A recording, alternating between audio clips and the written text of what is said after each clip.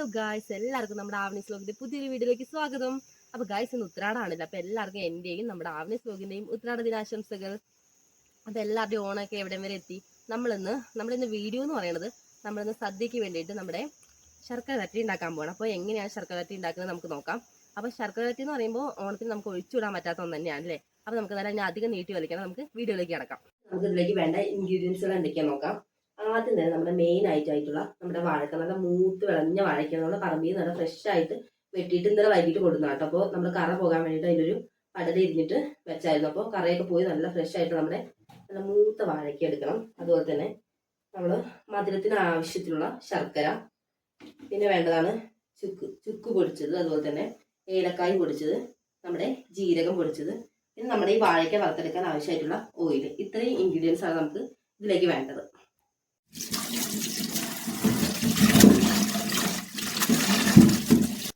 അങ്ങനെ നമ്മുടെ വാഴയ്ക്കൊക്കെ നമ്മൾ നന്നായിട്ട് കഴുകി വൃത്തിയാക്കി എടുത്തിട്ടുണ്ടെങ്കിൽ നമുക്ക് ഇതിൻ്റെ ഈ മേൽഭാഗമൊക്കെ കളഞ്ഞ് അതുപോലെ തന്നെ ഇതിൻ്റെ തോലൊക്കെ കളയണം. അപ്പോൾ അങ്ങനെ നമ്മൾ രണ്ടറ്റങ്ങളും നമ്മുടെ വാഴയ്ക്കയുടെ കളഞ്ഞിട്ടുണ്ട് കേട്ടോ. അപ്പം ഇനി നമുക്ക് വേണ്ടത് ഇതിൻ്റെ തോലൊക്കെ നന്നായിട്ട് കളഞ്ഞെടുക്കണം. തോലൊക്കെ കളഞ്ഞ് നമുക്ക് ഒന്ന് നമ്മുടെ ശർക്കര വരട്ടിയുടെ ഒരു പാകം ഉണ്ടല്ലോ, അപ്പോൾ ആ ഒരു ലെവലിൽ നമുക്ക് അരിഞ്ഞെടുക്കണം.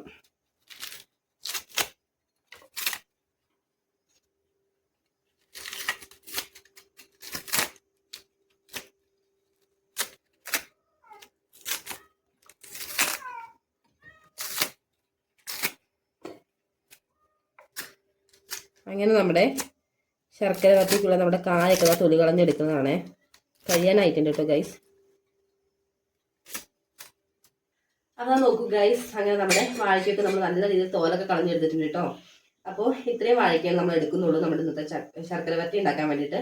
അപ്പോൾ ഇനി അടുത്ത പരിപാടി എന്ന് പറയുമ്പോൾ ഇതിൻ്റെ കറ ഉണ്ടല്ലോ, ഈ വാഴയ്ക്കൊക്കെ എപ്പോഴും ഒരു കറ ഉണ്ടാവും. അപ്പോൾ ആ കറ പോകാൻ വേണ്ടിയിട്ട് നമ്മൾ കുറച്ച് ഉപ്പും അതുപോലെ തന്നെ കുറച്ച് മഞ്ഞൾപ്പൊടിയുള്ള കുറച്ച് വെള്ളം എടുത്തിട്ട് അതിലേക്ക് നമ്മളൊരു 5 മിനിറ്റ് ഇട്ട് വയ്ക്കുക. അപ്പോൾ അതിൻ്റെ കറയൊക്കെ നല്ല രീതിയിൽ പോകും. അപ്പോൾ നമുക്ക് എന്തായാലും ഉപ്പും മഞ്ഞൾപ്പൊടിയും കലർത്തിയ വെള്ളത്തിലേക്ക് ഇട്ട് കൊടുക്കാം.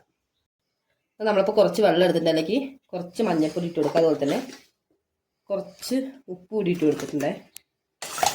നന്നായിട്ട് ഇളക്കാം. അങ്ങനെ നമ്മുടെ വെള്ളമൊക്കെ റെഡി ആക്കിയിട്ട് നമുക്കിതിലേക്ക് വാഴയ്ക്ക് ഇട്ട് കൊടുക്കാം. ഒരു 5 മിനിറ്റ് വെച്ചാൽ മതി. അപ്പോഴത്തേനും ഇതിൻ്റെ കറയൊക്കെ അത്യാവശ്യം നല്ല രീതിയിൽ തന്നെ പോകും. എന്തായാലും 5 മിനിറ്റ് ഇവിടെ ഇരിക്കട്ടെ.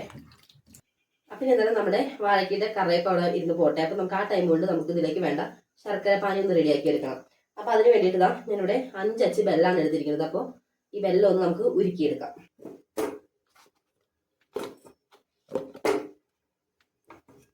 അപ്പോൾ നമ്മൾ വെല്ലമൊക്കെ നമ്മുടെ ചട്ടിയിലേക്ക് ഇട്ടിട്ടുണ്ട്. ഇനി നമുക്ക് ഇതിലേക്ക് കുറച്ച് വെള്ളം ഒഴിച്ചു കൊടുക്കാം. അപ്പം എന്തായാലും നമ്മുടെ ശർക്കര പാനിയൊക്കെ ഒന്ന് അവിടെ ഇരുന്നൊന്ന് റെഡി ആവട്ടെ. അപ്പോൾ നമ്മുടെ വാഴയ്ക്കത്തെ കറയൊക്കെ നല്ല രീതിയിൽ പോയിട്ടുണ്ട്. ഇനി നമുക്ക് നന്നായിട്ടൊന്ന് കഴുകിയെടുക്കണം.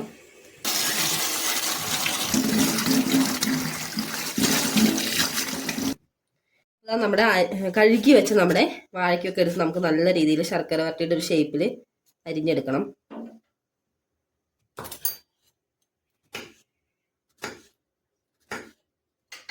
ഇതാട്ടോ നമ്മുടെ അതിൻ്റെ ഒരു കൺസിസ്റ്റൻസി എന്ന് പറയുന്നത്.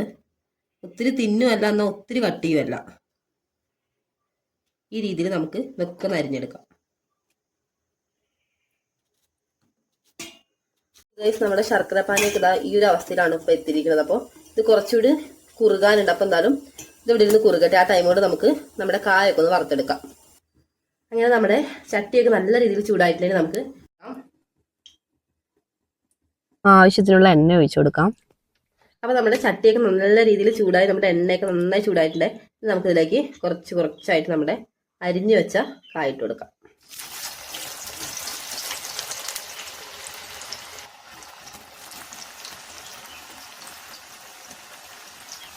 അപ്പോൾ നമ്മൾ ആദ്യത്തെ ഒരു ഇത് ഇട്ട് കൊടുത്തിട്ടുണ്ട്. അപ്പോൾ നമ്മളിത് വറുത്തെടുക്കുമ്പോൾ ശ്രദ്ധിക്കേണ്ട ഒരു കാര്യം എന്ന് പറഞ്ഞാൽ നമ്മൾ ആദ്യത്തെ ഒരു 2-3 മിനിറ്റോളം ഹൈ ഫ്ലെയിമിൽ, അത് കഴിഞ്ഞിട്ടൊരു കുറച്ച് കഴിഞ്ഞാൽ ഒന്ന് ലോ ഫ്ലെയിമിൽ ഇട്ടിട്ട് വേണം നമ്മളതൊന്ന്, ലോ ടു മീഡിയം ഫ്ലെയിമിൽ ഇട്ടിട്ട് വേണം നമ്മളതൊന്ന് വറുത്തെടുക്കാൻ. ഇതിൻ്റെ ഉൾഭാഗം വേവാൻ ടൈം എടുക്കും, കാരണം ഇത് കുറച്ച് കട്ടിയുള്ളതുകൊണ്ട് തന്നെ.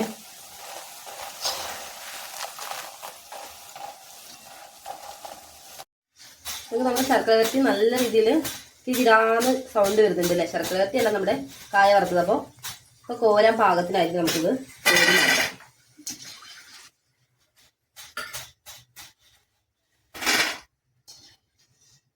ഇതിന് നമുക്ക് ബാക്കിയുള്ള നമ്മുടെ കായ അരിഞ്ഞു വെച്ചത് കൊണ്ട് വറുത്ത് കോരിയെടുക്കാം.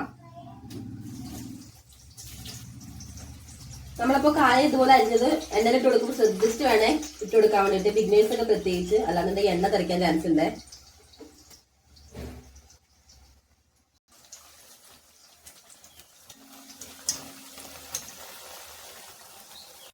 അങ്ങനെ ഇതാ നമ്മുടെ ലാസ്റ്റ് കുറച്ചുകൂടി ഉണ്ടായിരുന്നിട്ട് ഇട്ട് കൊടുക്കാൻ വേണ്ടി. അപ്പോൾ അതിതാ എണ്ണയിൽ ഇട്ട് കൊടുത്തിട്ട് നന്നായിട്ട് തിളച്ച് മറിയാണ്. എന്തായാലും നല്ല രീതിയിൽ മൂക്കട്ടെ നമ്മുടെ ശർക്കര വരട്ടിക്കുള്ള കായൊക്കെ. അതുപോലെ തന്നെ ഗൈസ്, ഞാൻ ഇത് വേവുന്ന ഒരു ടൈം ഉണ്ടല്ലോ, അപ്പോൾ ആ ടൈം കൊണ്ട് ഞാൻ കുറച്ച് കായ എടുത്തിട്ട് നമ്മുടെ ചിപ്സിനും കൂടി ഒന്ന് അരിഞ്ഞിട്ടുണ്ട്. ഒരു 3 കായാട്ടോ അരിഞ്ഞിരിക്കണം. അപ്പോൾ നമുക്ക് എന്തായാലും അതിൽ കുറച്ച് ബാലൻസ് എണ്ണ വരും. അപ്പോൾ എന്തായാലും ഈ എണ്ണ വേസ്റ്റ് ആക്കണ്ട. അപ്പോൾ അതിൽ നമുക്ക് കുറച്ച് ചിപ്സ് കൂടി വറുത്തെടുക്കാമെന്ന് വിചാരിച്ചു.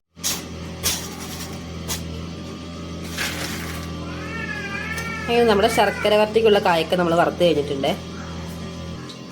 ചിപ്സിന് അരിയുമ്പോൾ എപ്പോഴും നമ്മൾ എത്രത്തോളം നൈസാക്കി അരിയാൻ പറ്റും അതായിട്ട് ഏറ്റവും നല്ലത്. അപ്പോൾ നൈസായിട്ട് അരിഞ്ഞാണ് നമ്മൾക്കിത്. നമുക്ക് ഈ ബാക്കി എണ്ണയിലേക്ക് ചിപ്സിന് അരിഞ്ഞ് നമ്മുടെ കായിട്ട് കൊടുക്കാം.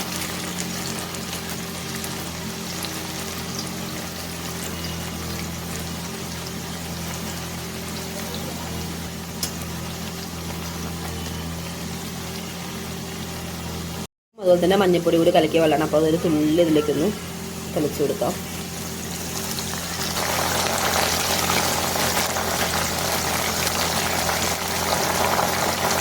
നന്നായി മൂത്തിട്ടുണ്ട് നമ്മുടെ ചിപ്സൊക്കെ. അപ്പോൾ കോരി മാറ്റാം.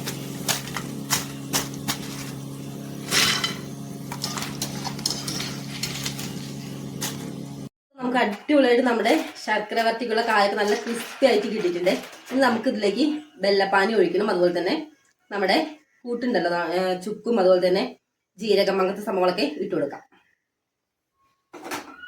അപ്പൊ അതിനു വേണ്ടി നമ്മൾ ആദ്യം അടി കട്ടിയുള്ളൊരു പാത്രം നമ്മൾ അടുപ്പിൽ വെക്കുക. ഇതിപ്പോൾ ഗൈസ് ഞാൻ വെള്ളപ്പാന് നേരത്തെ ആക്കി വെച്ചാണ്, നിങ്ങൾ കണ്ടല്ലോ. അപ്പോൾ ഞാനത് അരിക്കുമെന്ന് ഞാൻ വീഡിയോ എടുത്തായിരുന്നില്ല. അപ്പം ഞാനത് അരിച്ച് വെച്ചതാണ്. ഇപ്പോൾ നമുക്ക് ഇതിൻ്റെ പകുതി നമുക്ക് ഈ പാത്രത്തിലേക്ക് ഒഴിച്ചു കൊടുക്കാം.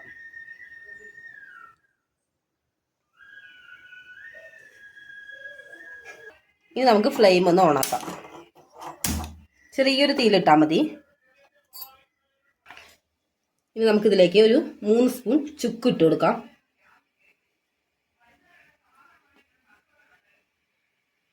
അതുപോലെ തന്നെ 3 സ്പൂൺ നമ്മൾ ചെറിയ ജീരകം പൊടിച്ച് വെച്ചതാണ്, അതുകൂടി ഇട്ട് കൊടുക്കാം. ഇനി 2 സ്പൂൺ ഏലക്കായ്. ഏലക്കായ എടുത്തപ്പോൾ തന്നെ അതിൻ്റെ മണം നല്ല രീതിയിൽ വരുന്നുണ്ട് ഗൈസ്. നമ്മുടെ ഇവിടെ തന്നെ ഉണ്ടായ ഏലക്കായ നമ്മൾ സ്റ്റോറിൽ കൊണ്ടുപോയി ഉണക്കി പൊടിപ്പിച്ചതാണ്. ഇപ്പോൾ ഇത് നമുക്ക് പതഞ്ഞ് വരുന്നുണ്ട് നമ്മുടെ ശർക്കര പാനിയൊക്കെ. അപ്പോൾ അത് നന്നായിട്ടൊന്ന് ഇളക്കി കൊടുക്കാം. ഇനി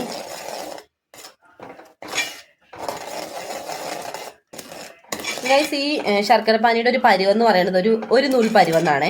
അപ്പോൾ ആ ഒരു പരുവായാൽ നമുക്കിത് നമ്മുടെ വറുത്ത് വെച്ച കായ ഇട്ട് കൊടുക്കാം കേട്ടോ ഇതിലേക്ക്. അപ്പോൾ നമ്മുടെ പാനിയൊക്കെ കറക്റ്റ് കൺസിസ്റ്റൻസിയിലായിട്ടുണ്ടെങ്കിൽ നമുക്കിതിലേക്ക് നമ്മുടെ വറുത്ത് വെച്ചിട്ടുള്ള കായ ഇട്ട് കൊടുക്കാം. കുറച്ചായിട്ട് ഇട്ടിട്ട് ഇളക്കണേ.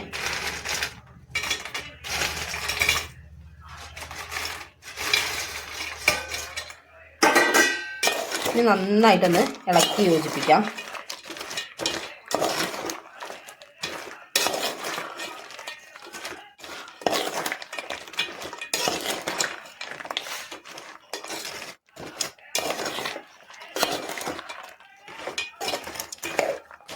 അപ്പോൾ നമ്മൾ പൊടികളൊക്കെ ഇട്ട് കഴിഞ്ഞാൽ അത്യാവശ്യം നല്ല രീതിയിൽ തന്നെ കൈയെടുക്കാതെ ഇളക്കണം. ഇപ്പം നമ്മുടെ ശർക്കര വരട്ടി ഏകദേശം ഈ ഒരു രീതിയിലായിട്ടുണ്ട്. ഇനി നമുക്കിതിലേക്ക് 1 സ്പൂൺ പഞ്ചസാര കൂടി ചേർത്ത് കൊടുക്കാം. നമ്മൾ പഞ്ചസാര ചേർത്ത് കൊടുക്കുന്നത് എന്തിനാന്ന് വെച്ചാൽ നമ്മുടെ ശർക്കര വരട്ടി നന്നായിട്ട് ഒട്ടിപ്പിടിക്കാതെ ഓരോന്നായിട്ട് വേർതിരിഞ്ഞ് വരാൻ വേണ്ടിയിട്ടാണ്. ഇതൊന്ന് നന്നായിട്ട് യോജിപ്പിക്കട്ടെ.